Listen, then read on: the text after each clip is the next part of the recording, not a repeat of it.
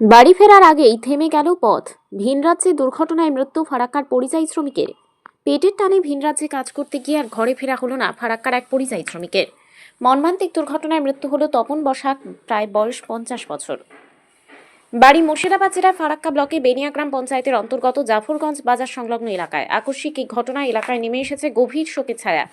পরিবার সূত্রে জানা গিয়েছে, গত কালী পুজোর পর কাজের সন্ধানে ভিন রাজ্যে পাড়ি দিয়েছিলেন তপনবাবু। সেখানে একটি সংস্থায় রাজমিস্ত্রির কাজ করতেন তিনি। প্রায় 3 মাস পর বাড়ি ফেরার কথা ছিল তাঁর। সেই অনুযায়ী প্রস্তুতিও শুরু করেছিলেন। পরিবারের সদস্যদের সঙ্গে শেষবার ফোনে কথা বলার সময় জানিয়েছিলেন জিনিসপত্র গুছিয়ে স্টেশনের উদ্দেশ্যে রওনা দেবেন। কিন্তু নিয়তি যেন অন্য কিছু লিখে রেখেছিল।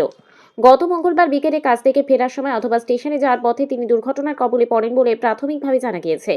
পরদিন দুপুর প্রায় 12:15 নাগাদ হাসপাতাল কর্তৃপক্ষ ফোন করে পরিবারের কাছে মৃত্যু সংবাদ পৌঁছে দেয়।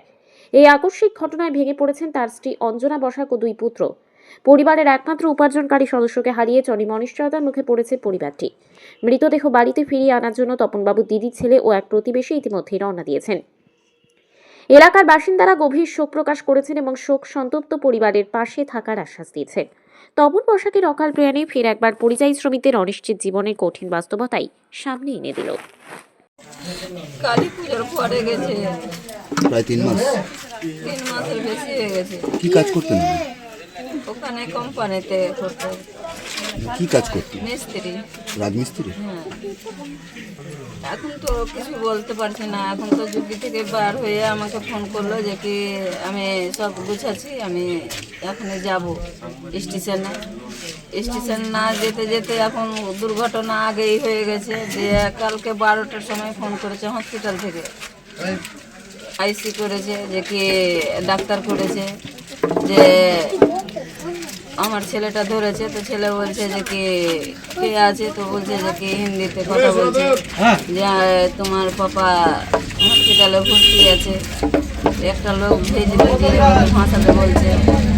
দিয়ে ও বললো যে কি এখন তো আমাদের লোক নাই, ও কার সাথে আসছিল বলতে পারবো না।